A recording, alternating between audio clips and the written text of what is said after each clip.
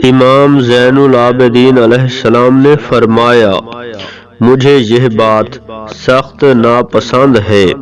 کہ خدا کی عبادت کروں اور اس کا مقصد ثواب کے علاوہ کچھ نہ ہو، اور اس طرح ایک لالچی بندہ بن جاؤں کہ اسے طمع ہو تو عبادت کرے اور نہ ہو تو نہ کرے، اور یہ بھی ناپسند ہے کہ میرا محرک صرف عذاب کا خوف ہو،